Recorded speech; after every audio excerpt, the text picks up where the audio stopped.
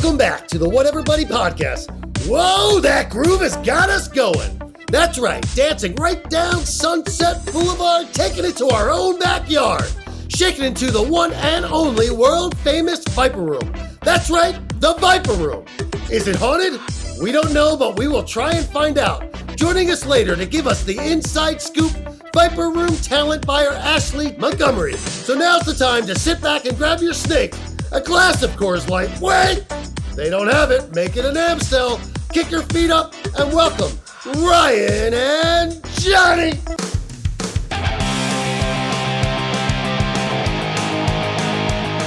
So how you doing, buddy? I'm good, man. I'm good. It is. Yeah? It is hot. It's 127 degrees here. I was gonna wear like 127 degrees. It's crazy. I got white on because I'm hoping that it's a cooling color. I'm waiting for the day you just show up in the Speedos. Speaking of Speedos, why don't you go swimming? Dude, let me ask something. So yeah. I don't know if we've ever talked about this, but speaking of swimming, this is the craziest shit ever. I want to get everybody's opinions. Anybody out there, hello, by the way, and welcome back to the What Everybody podcast. But I wanted to ask if anybody has had any kind of similar situation. So when I went to high school at Council Rock High School in Newtown, Pennsylvania. And we had a nice indoor pool, which I thought was pretty cool until I had to take a swim class. But everybody had to take the swim class. Like you could take an elective and take other things. So you would take your swim class, I think it was 11th or 12th grade. Now, you weren't allowed to bring your own bathing suit. You had to use the school-issued Speedo, okay? Red flag number one. Let me say it again. Let me just say that again. School-issued Speedo. S-P-E-E-D-O. Like whitey tighty Speedo. A fucking pair of Speedos. You go to the beach, see Pops in Speedo. That's what I'm wearing. Yeah, that's weird. Swim class. That's weird. Right, weird. All right, so we got a little bit of a weird thing. So we all wear our Speedos. We get on into the pool. Do our class. When class is finished, class has to get out of the pool and stand at the edge of the pool, okay? At this point in time, everybody has to drop their Speedos and put them in their hands and tie it into a special knot so it could go into the laundry. And you were not allowed to leave until the teacher came in front of you, watched you tie the knot, and stood there until you got it right. And when you got it right, you could leave. Oh, that guy's a pedophile. Right, there's something crazy, right? There's something completely fucked up about this because the reality of it is I didn't realize how fucked up this was until I told people at an older age the story, and they're like, whoa, dude, that's just fucking ridiculous. And I was like, what do you mean? That never happened to you? So you had to, at the end of class, you had to get out of the pool, line up on the edge of the pool. The whole class took their Speedo off, right? The whole class is standing there. We were a group of men. We were all boys, and we were all standing naked in a line. We were standing next to each other on the edge of the pool, naked, Speedo in hand. While everybody folded their swimsuit the proper way. Yeah. And until you folded it the proper way, shit ain't gonna fly. Your teacher was a pedophile. Well, he never touched That's crazy. My I'm straight up blaming the guy. My mom and dad are retired now, but they were school teachers. And dude, what are the odds you could text your mom right now and ask her if she's ever heard of anything like this? I'm gonna ask what they think of that. Well, first of all, I got good folks. They listen, so they're gonna hear this. But also, I'm gonna ask them how crazy that is. Hi, Mama and Papa Harrison. If you're listening, hello. Shout out. But hey, listen, right. I want to let everybody know what we got going on today. Today, besides we have the pedophile talk, which is behind us now. let's not make that the theme. That is not the theme. The theme today is the Viper Room. I love the Viper Room in Hollywood, California. It is a place that Ryan and I have played combined who knows how many times. I've played there in 5 different bands. Ryan's played there in a few different bands himself. But there's a lot of history behind the Viper Room, and I want to dive into it. And then later, we've got Ashley Montgomery coming in. And Ashley is the national talent buyer for the Viper Room itself. So we wanted to share what we know about the Viper Room, what we found out about the Viper Room, and what we're going to learn later. Does she have any inside scoop? Yeah. And then I want to know some juicy stuff about some bands. That'll be fun too. Yeah, that place has seen some stuff. It has. And I might want to make this a thing where we keep coming back to the Viper Room and have different episodes about the Viper Room and bring on different people we know that have or still do work at the Viper Room and try to get different perspectives on all sorts of little things. Who knows what kind of good stuff we can find out. So listen, why don't we dive deep into this shit and go with a little bit of fucking history. Let me tell you. Let me ask you a question, Ryan Harris. Do you know what the Viper Room was first? Before it was ever anything. The first thing the Viper Room ever was, the Viper Room started out as a grocery store in the 40s. Actually, before the 40s. It was 1920 to 1940. For 20 years. Grocery store. 100 years ago today, you could walk into the Viper Room and buy some celery. You know what's funny? My first impression of the Viper Room as a music venue was I was like, where's the rest of it? It's small, you know? I mean, it's cool, but it's not big. But when I think of that being a grocery store, it's like, that's a big-ass grocery store. Yeah, but how would that have been set up? I don't know. It would have been a 2-story grocery store. Yeah, totally. So then, after the grocery store is when it finally started to become a venue of sorts. In the 40s, we had 4 different venues there. We had the Cotton Club. We had the Greenwich Village Inn. We had the Rue Angel. And we had the Last Call. Now, none of us like the Last Call. That's always the bad part of it. You got to know these things. If you're going to live there, you got to know all the facts. That's right. So then, in the 50s, from 1951 to 1969, it was a bar called the Melody Lounge. And also, it was the start of the Sunset Strip music scene. So that's when the music scene actually started happening. That's when the music started. Yeah. For real quick, Ryan, if those who don't know the landscape of where the Viper Room is, across the street, if you were to walk out on the Sunset Strip side of the Viper Room, you'll look to your left and you will see the Whiskey A Go-Go on the next corner across the street. And then up the street from the Whiskey, Caddy Corner. Then up the street, about a half a block, you're going to have the Roxy. And right next door to the Roxy, you're going to have the Rainbow. Now, next to the Rainbow is the Bank of America. But next to the Bank of America is the One Oak, which used to be the Key Club, which used to be Billboard Live. And before Billboard Live, it was Gazzarri's. Gazzarri's was very famous because that's where Van Halen got their start in Hollywood. Within a 1-block area, you have like 4 cool music clubs. And then the Rainbow on top of it, who sometimes has music, but mostly has it's the hang for after. Right. You used to have the Cat Club right next door to the Whiskey. Oh yeah, that's right, the Cat Club. That it's a bummer because there was like this pecking order when I first moved to LA on how you moved up the ladder. You started at the Cat Club and you had to pay your dues there and start drawing there. And then after the Cat Club, you'd move up to the Viper Room because then in the size, it's a little bit bigger and then a little bit bigger. A little bit bigger, but not as big as the Whiskey and the Roxy. Once you move past the Viper Room, you go from a 200 to 250 seater to a 5 to 700 to a 5 to 800, and then so on and so on. So that's a little bit of what you're dealing with around the Viper Room. So from 1951 to 1969, in this time range, we had the Melody Lounge. This is when the music scene started in Los Angeles. It was probably an amazing time. I can only imagine, because around 1962, 1963, if I'm correct, is like when the Doors started coming around. They were the house band across the street at the Whiskey. It was the whole Laurel Canyon scene, and that would have been a cool time to be in Hollywood. But this episode isn't about the Troubadour, the Whiskey, the Roxy, the Rainbow, the Key Club, or the Billboard Live, or the Gazzarri's, or Van Halen for that matter. If you were to ask me before we did research, if you were to ask me what's the Viper Room's history, I only know it as Filthy McNasty's before the Viper Room. Which is weird because Filthy McNasty wasn't even the thing that it was right before it was the Viper Room. But it became Filthy McNasty's in 1973. And it stayed Filthy McNasty's until the 1980s.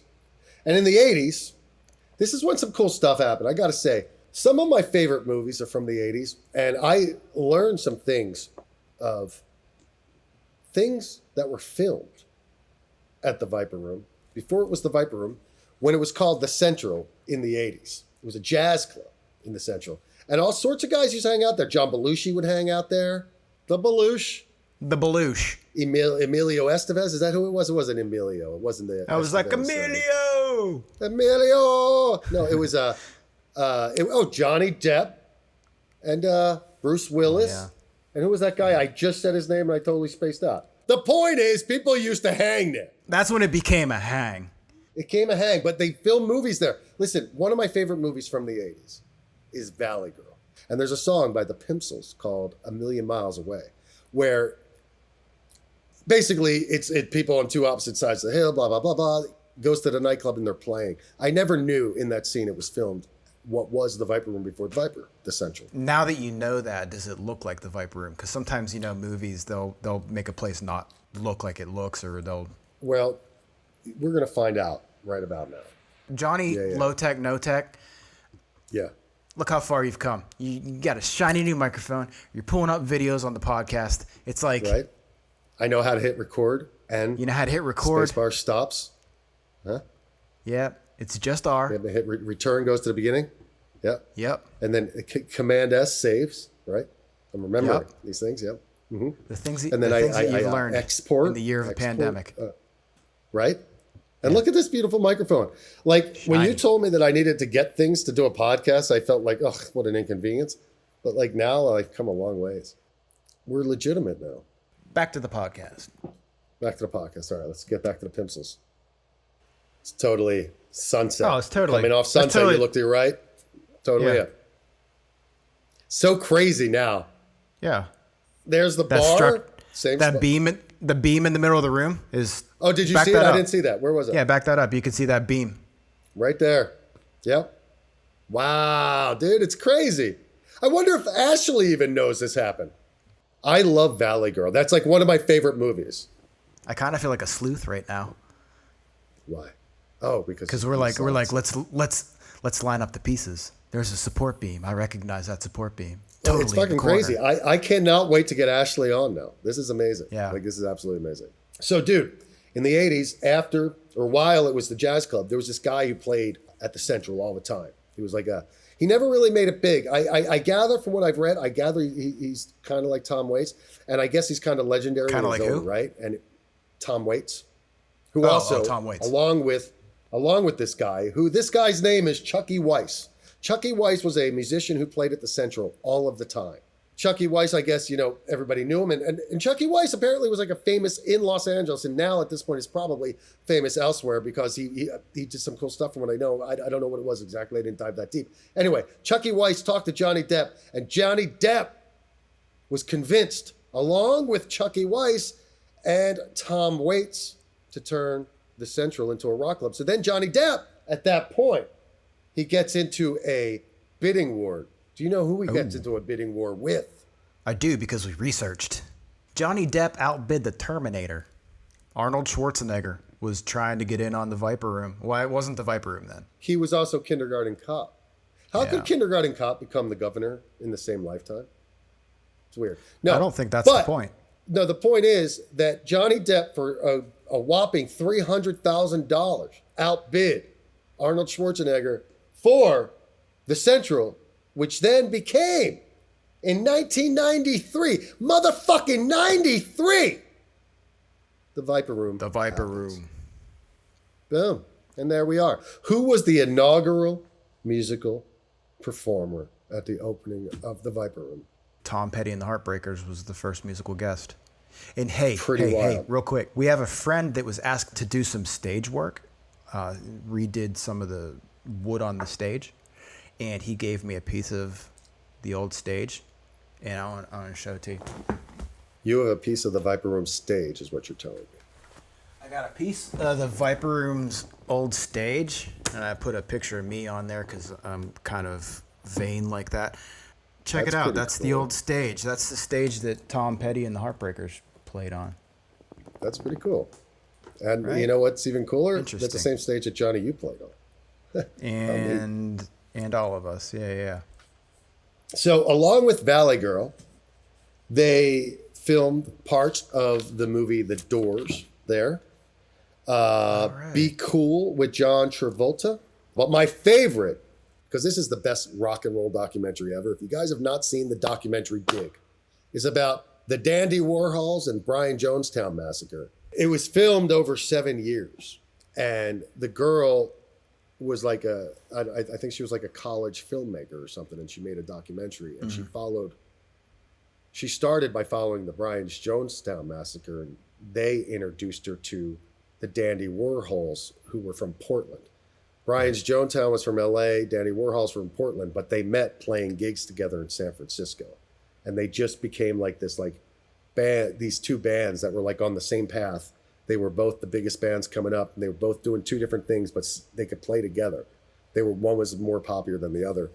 But basically, they split off, and you just saw how drug addiction got one band, and even though the other band did drugs as well, they just had better energy about them, and their career just went better. You bring that up because in the documentary, the Brian Jonestown Massacre is showcasing for Elektra Records at the Viper Room. At the Viper Room, and Elektra was there. The A&R person was ready to sign them. They were going to get $1 million deal, and the A&R person brought their boss to sign off on it. And when they brought their boss to sign off on it, this band was so dysfunctional. Ryan Harris is now going to show you what happened. It's a nightmare. Anyone that's ever played a showcase knows the feeling of like, even if you're cool under pressure, it's still pressure. And then just to have it go like this, like, so their showcase starts, it's Viper Room and good crowd outside, whatever, you drinking like a fish. So these songs we're playing tonight, we have a lot of records. We put out 6 full-length albums this year. And that's why we're going to get the biggest record deal in history, because we're smart. Do you think, like, that comment, like, he was like, we're about to get the biggest record deal in history and this and that, like, do you think that... It's fucking put that in there, because what a putz. I mean, it just shows you their mindset. Like, listen to this. We put out 6 full-length albums this year. And that's why we're going to get the biggest record deal in history, because we're smart. Like, if I was an A&R right there, I'd just be like, yeah, no, thanks. Yeah, I'm out.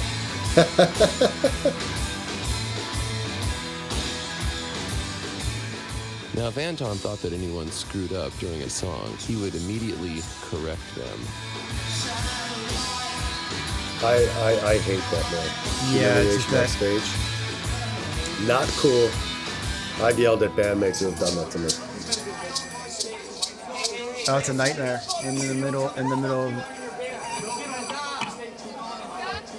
fuck that! Nobody's gonna say fuck you to me on my stage with my band. Fuck you, get I on my walked out stage, right 'cause there. you And don't Oh, it's a I nightmare, didn't see yeah. the fight.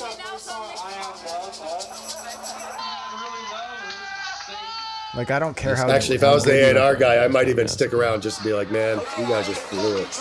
Just to see the train wreck, though. You're not sticking around because you're into the show. No. fucking leaving. We already played for these people that stayed for us. I'm working harder than you, motherfucker! Alright, this next song is about love. And it's called, well, love. Hey, quit! Hey, I'm gonna have the bouncers beat you up if you don't stop stepping on their So mics. self-destructive, this guy. Totally just Like he knows what he's fucking doing. Hey, you fucking asshole, you get out of here too. I'll play by myself and you go have a drink. Bye, watch. It doesn't even sound good. And then they get into a straight up brawl.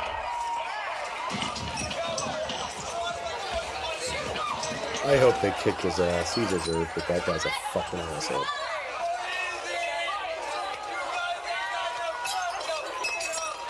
I mean, I'm supposed to be giving dialogue to this, but I'm in awe of the stupidity behind it.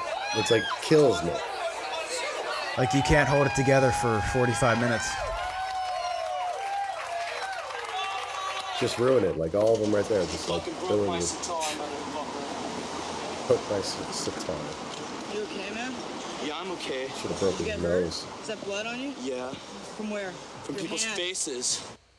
So what's that guy's deal though? He kind of seemed like, listening to him speak, he kind of seemed like he was on the spectrum or something. Well, no, the dude's a heroin addict in this movie. Like a hardcore heroin addict. Now he's sober, and the dude still got a career. I mean, this movie helped him. They actually got signed to TVT in this movie, and now the guy just puts out records and people buy him. You know, the guy's made a living playing music, and that's all the guy really wanted to do. He never wanted that deal. He sabotaged it purposely. Hey, dude, let's get Ashley on and let's talk about some... Fucking do this. Hey, Ashley, let me ask you. I want to know everything. You got to tell me. Just tell me the fucking truth about it all. Thank you. I want to know if there's ghosts in the Viper Room. I want to know all the secrets that you know. I want Ashley to tell me, have I been hanging amongst ghosts at the effing Viper Room? I need to know. Well, yeah, let's get her in here. Ashley Montgomery. Let's do it.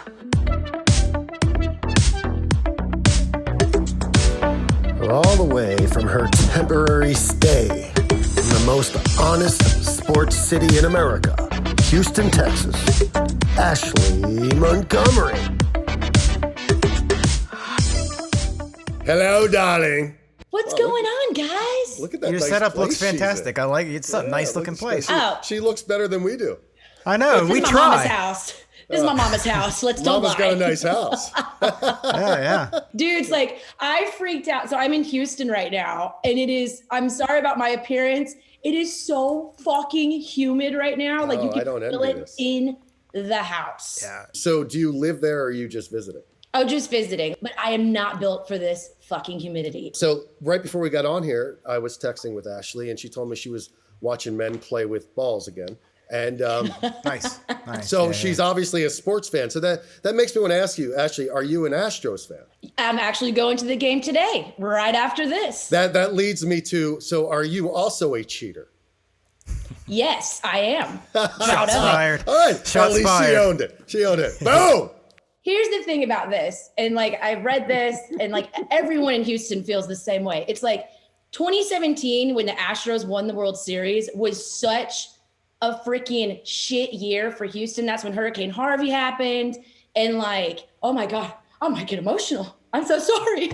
But like, nobody cares because like we all know we cheated. Don't even give a shit. But we will fight to the death for that team because it's just like, Hey. dude.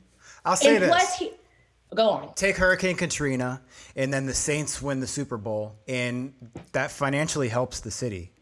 So you have the same thing happen in Houston.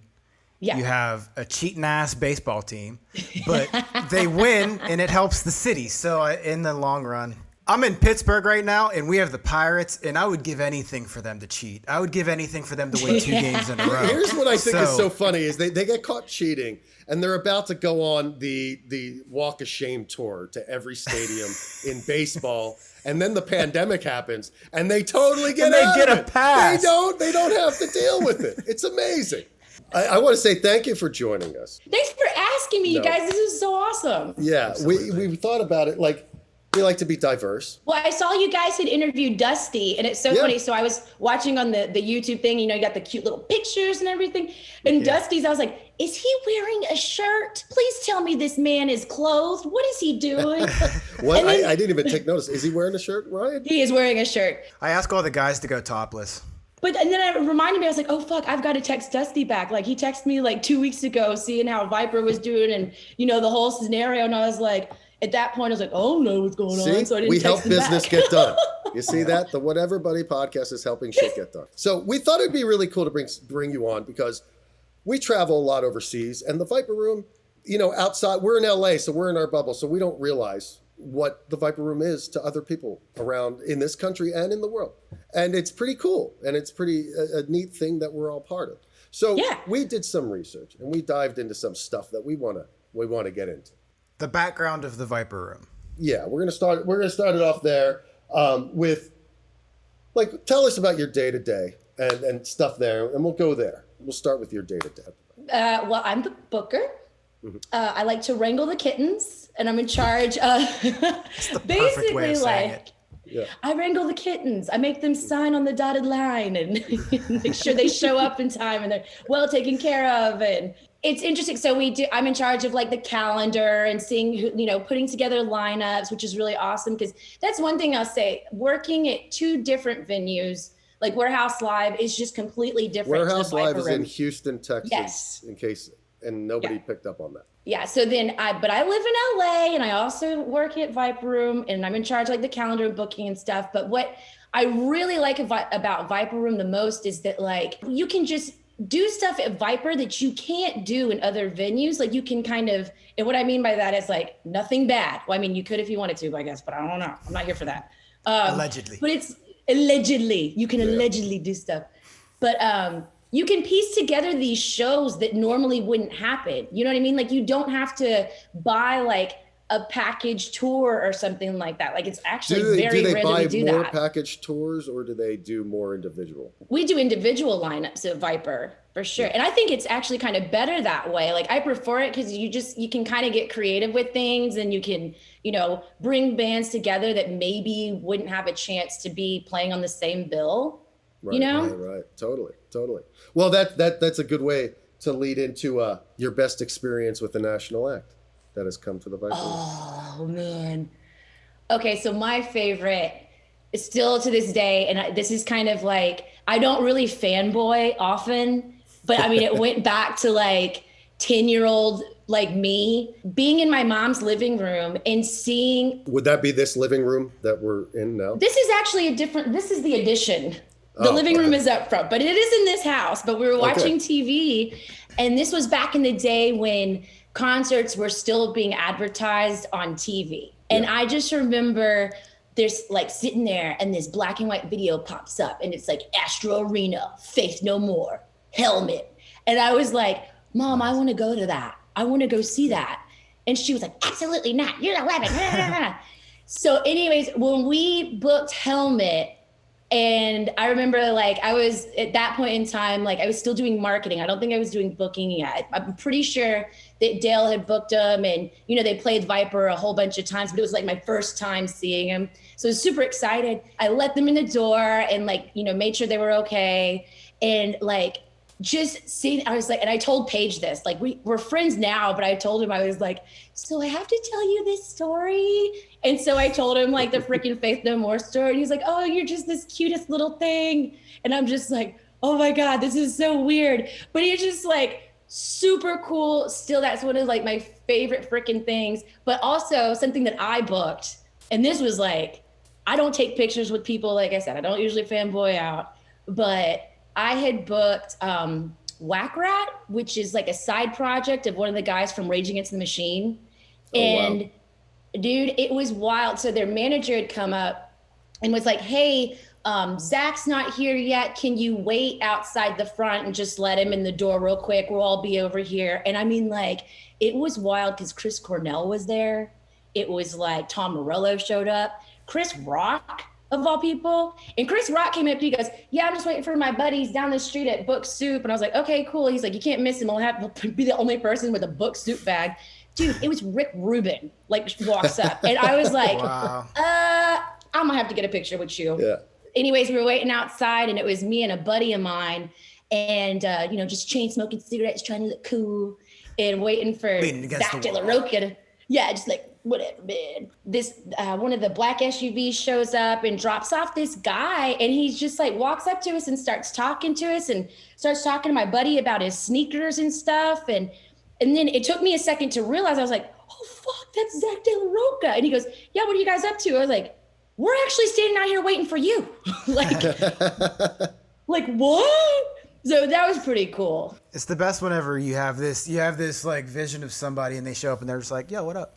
And I'll say he was actually one of the first celebrities I had ever saw whenever I first moved to LA, like however many moons ago. And I was so pissed off because I was a huge Rage Against the Machine fan. And to see Zach De La Rocha drive down La Brea in a freaking Maybach Mercedes, I was so pissed. I was like, that dude does what? No. So, but he was so He should nice. be in like a I don't know, like a box truck or something. Something like a freaking Zapatitas tank or something, or a donkey. I don't know, but not a me. I'm like, what are you doing? Speaking of donkeys, that's a great damn donkey segue. going down Melrose. Speaking of donkeys, we know the best national act experience. Why don't you tell us the worst national act? Oh, I can't do that. All right, we can leave names out and give. You can leave names out. I can't because you'll know who I'm talking about. Oh, damn. Because if I get on a roll, you guys will know. Before we move into the some history with the Viper Room, because we went back and learned shit that we didn't know. Like, for example, I'm a huge Valley Girl fan. I didn't know that it was filmed there at the Viper Room. Did you know that? I did know that. I don't know what scene. I haven't seen the movie in so freaking long. Yeah. It was when the Pimsels were playing A Million Miles Away and they're in the bar, the first date, and they go to that club he hangs out in Hollywood. That is the Viper Room.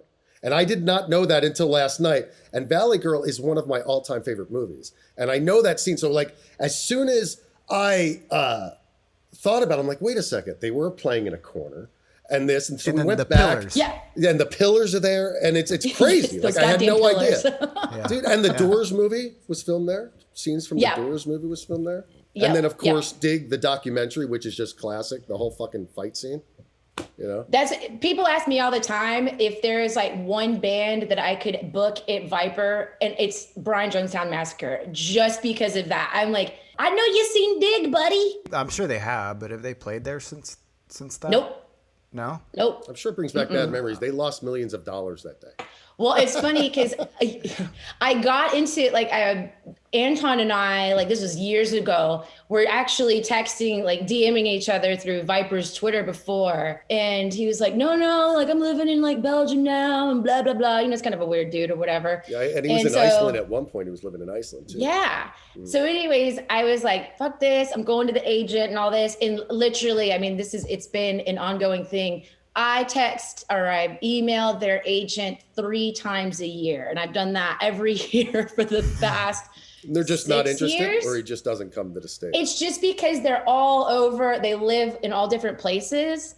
And I mean, I tried one time, I think they played like Desert Days or something like that. Or no, they were playing a festival on the East Coast. And I was just like, we can make it happen. We can do this. And he's just like, no, I can't do it. And it's just a scheduling thing. And they all live in different places. But dude, if I could do that, I would freaking retire. And that's the only thing I would put on my resume. I booked Brian Jonestown Massacre at Viper Room. Brought him back to the Viper Room. Yeah. Mic drop. I'm out. Okay, so with our research, we found out some other interesting things that somehow for all the years that I've hung out there, I've never really stumbled upon. What do you know about the ghost history here at the Viper? Oh, man. Yeah. Dude. Apparently, just so, okay, for our listeners, I just want to say we found out that there is a lot of theories about ghosts and People that may or may not have died there. People that may or may not have been buried in the Buried there. downstairs, room. Things have been out there on the internet. So we're just curious what you may know. And let's start with the ghost stuff. So I've experienced things pretty firsthand on multiple shit. occasions. All right. Yeah, actually, when I first started working at Viper Room, I was there by myself. So I had volunteered to go in and answer phones and stuff during the day, which that's a whole nother thing. Some of the freaking wackadoos that would call up there every day. It's just, and this shit we used to get in the mail. Anyways, so I was working in the office, which, the office is like freaking closet pretty much. And I heard in like upstairs, I could hear like it sounded like men's dress shoes walking across the room. And I was like, and I poked my head Upstairs, out and I was like the sound the guy's office room? upstairs. oh no, just that like how there's the downstairs bar and the upstairs bar. I mean, just the same level where you guys play on the main stage and stuff. Yeah. Right. Yeah, so I could hear like someone walking with like sounded like dress shoes across like the freaking floor. So I was like, well, I'm supposed to be like the only one here. I'm like, what's going on? And so I like poked my head out and then it kind of stops and I'm like, okay, whatever. Maybe I'm just like hearing shit and all this stuff like that. And then it starts again. And then like I heard like liquor bottles fall off the shelf. Like they fell and broke on the floor. Yeah. By themselves. I was literally the only one there. I freaking hightailed it all the way down to Book Soup. And the guy that was the general manager at the time, he shows up, like I called him and I was like, dude, I'm not going back in there. Like, so anyway, so he comes and collects me from Book Soup. We go back into the club together and, he's just joking around and he's like, we can burn some sage to get you back in the freaking building. And I'm like, okay, fine. Anyway, so I was like, okay, let me film this. Like, it's kind of funny and all this stuff. And he's going around, like, trying to smudge the room. And he gets to this one area where I heard, like, the crashing and all of that from the bottles. And the whole fucking thing of sage just goes into this huge flame. What? Like, it's set, like, I have a video of it. It's actually on one of my old computers. If you could get us this video. I will would be try. awesome. I will That'd be try. amazing. In the video, you see like this kind of orb thing happening around Brad, and then it just kind of goes like this, and then right next to the sage, and it just goes poof. So we were looking this up. What part of the bar did that happen at? The part that you think it did, like kind of towards the ends, like towards the end, the left end. If you're looking at it, the left end. Towards the sound booth, the corner. Yeah, towards the sound booth. Yeah. Okay. Down at the end of the bar. Corner, right before you get to the corner. Because we're watching this video, and supposedly the theory is that like people have passed out at that spot, and like glasses have been thrown at that spot. And my bad experience of that spot is that's exactly where I met like the worst girlfriend of my life. I was standing in that spot. And I was he said that we were watching that, and he goes last night, and he pauses, and he goes, "Dude, that's where I met her, right there." And I was like, "Yep." It's so stupid, but like that's my bad experience with that location. Like, yeah, that's the spot. That's the vortex. That's where it all freaking happens. Yeah. I personally, like, I've heard people say they stand there and they pass out and stuff. Tommy told me that he's seen people pass out there. Mikey, our old bar back, he saw what he described as like a 1940s gangster smoking a cigar in the downstairs bar when he was there by himself. Sometimes if you guys stand by Rita's box, you know, right there at the entryway, I've been sitting there at times and I could feel someone like messing with my hair and my neck. And I've heard like some voices and I'm like, all right, okay. I'll say this. Now, I can't say that I can pinpoint an experience like that you're saying about the touching. However, I can say that I've stood there many, many nights talking to Rita and probably just thought somebody was walking behind me. Yep. You know what I'm saying? And when somebody might have not been, and I was just like, oh, somebody just brushed up against me, just blew it off. Trying to get myself into the scene here. Well, because that's the area, to my understanding, allegedly, there's a body buried. Well, what do you know about Anthony Fox? So here's something I didn't. So we have new owners at Viper now, right? Yeah. And so I've met him a couple of times. They're lovely people. They're really, really nice. They had one of their like assistants come by. He was really nice. And I had actually, I was kind of asking about like what the plans were for like, are they going to like, you know, when they put up the new building, like they're going to keep Viper, but I was like, are you guys going to like maybe remodel, you know, just trying to get the gist. And then I cracked a joke saying something like, well, if you guys tear the building down, just make sure that you're not on site when that happens, because I wouldn't want to be here with all that bad juju. And he goes, what do you mean? And I was like, well, there's supposedly bodies buried back there. Like, what do you don't know that? Yeah. Oh man. More than one. Like, you said bodies. You said more. I said plural. There's plural. Yeah. So do you know that where the downstairs bar is, there's a little,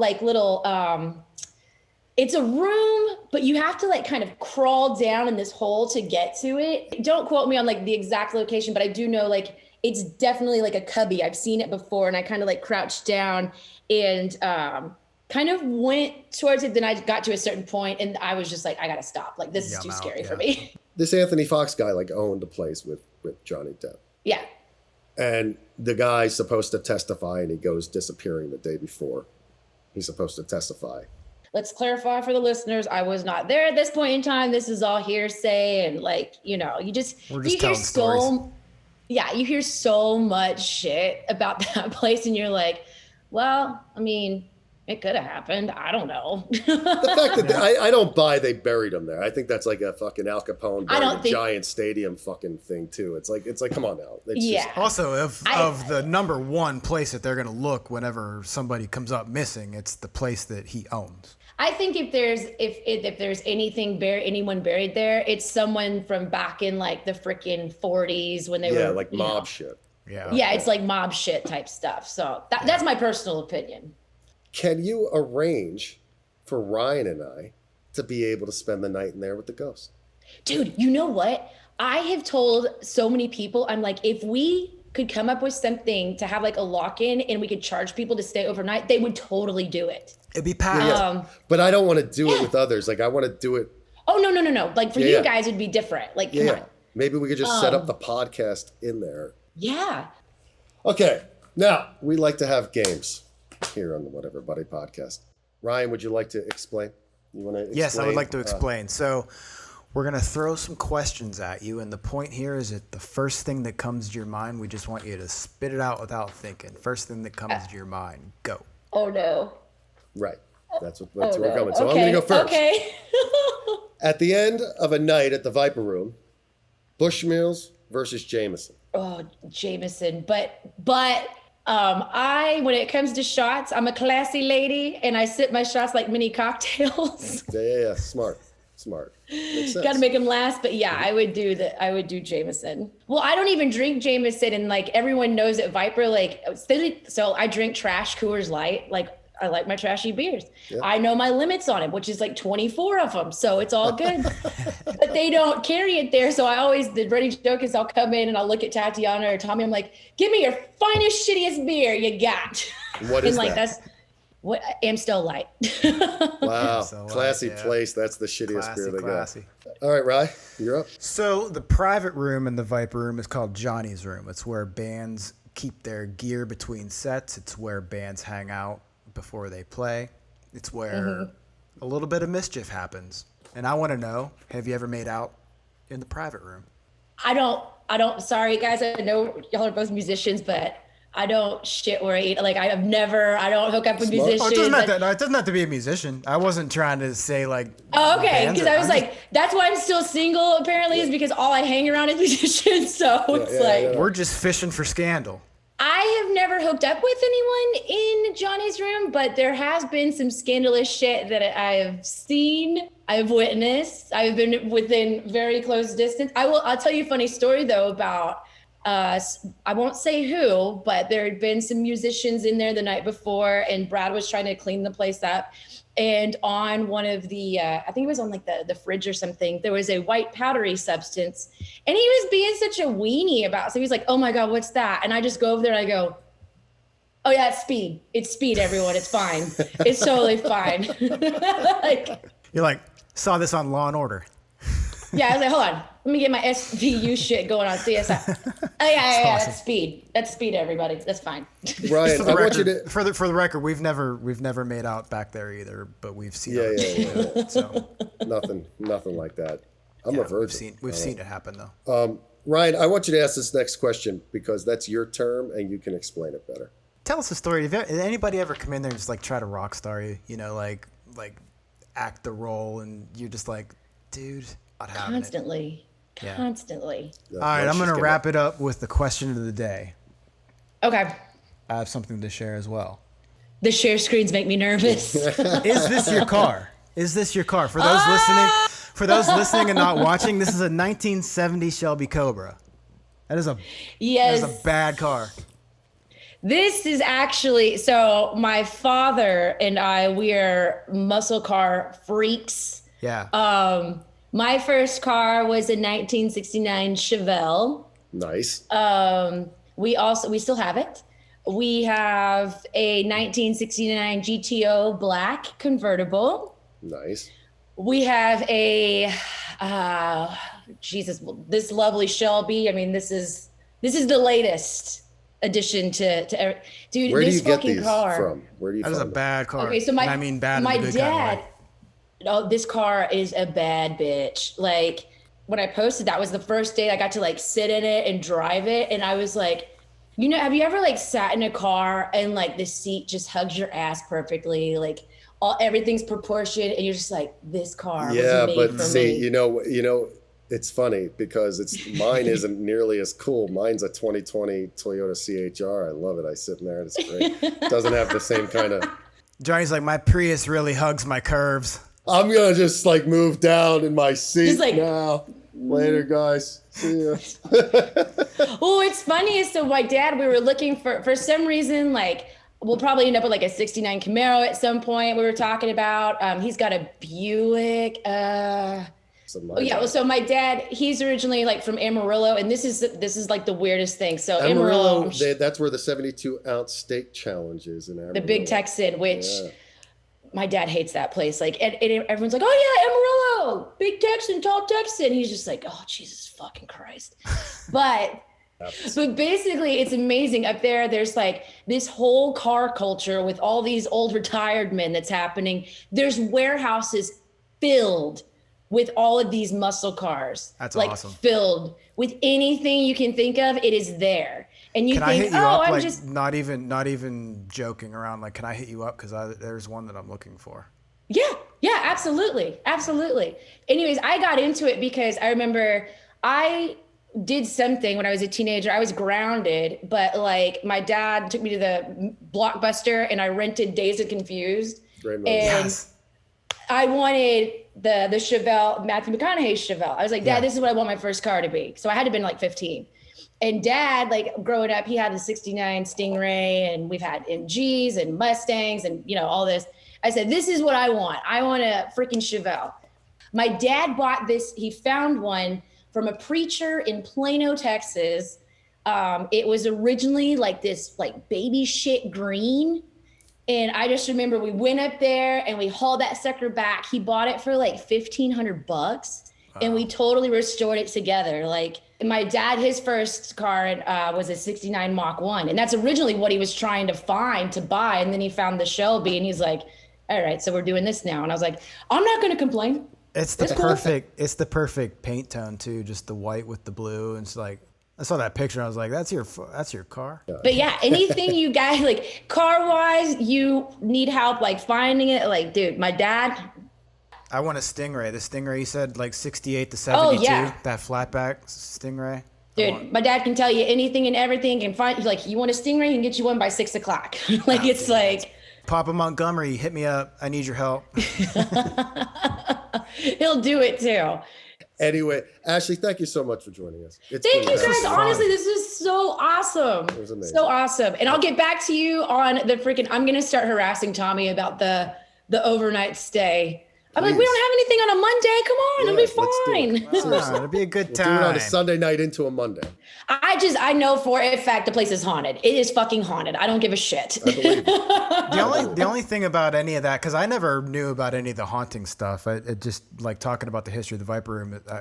I was aware of it yesterday, you know. But like, it does always have the same kind of like, what's that smell going on? And I know it's probably just pipe thing or whatever, but it's like, It smells like if you're gonna sewage. argue that it's haunted, it's like, well, We've got I mean, that that's- fixed. Did you? So they got rid Yeah, of the but bodies. you know what? For 10 years they've gotten that fixed. I've heard It might be literally back. everyone. I haven't been to the club in like since the pandemic and everything. So I don't know. It might be back. I don't know. maybe the mystery of Anthony Fox has been solved. It's back to the Back ghost. ghost thing. shit. Back to us going to the Viper Room and us having a sleepover in the fucking Viper Room. We got to do it. We will. Johnny. We will. I think I'm gonna make this happen. That We're would gonna be make it awesome. happen. Johnny, we're professionals. We just Professionals. wrap that up like a professional. Professionals. Professional, he just says. Profresh. Ashley, I'll talk to you soon. I got to talk to you about other stuff. So I'll talk to All you right, soon. guys. I'll talk to you You're the later. best. Have a good day. Thanks for your time. Bye. Bye. That was awesome. That was fun. That was great. That was great. Thank you, Ashley. Ashley Montgomery, thank you so much for joining us today. That was just fucking awesome. We learned a lot about the Viper Room. We Learned a lot about the Viper Room. Ghost. Learned a lot I about think our friend. we got a date with the ghost coming. It's a possibility. Viper Room Part 2. I'm not going to lie, man. Whenever we came up with that idea of spending the night in the Viper Room, I thought it was funny and fun and sure isn't going to happen. But now the fact that it might actually happen Pretty awesome. sounds pretty cool to me. And And also, scary. It's cool now until we go in there and we're like, oh, shit. but we'll be doing a podcast. So worst case scenario, something really bad happens and then it's all on the podcast. There you go. It's all in the pod. It is the Viper Ghost pod. Hopefully Tommy will let us do it. Hopefully. Tommy, if you're listening, I know you might be listening. If you're listening, buddy, let's do this. This'll be fun. The Viper Room We've done that in the podcast past. to be continued. To be continued. To be continued. ...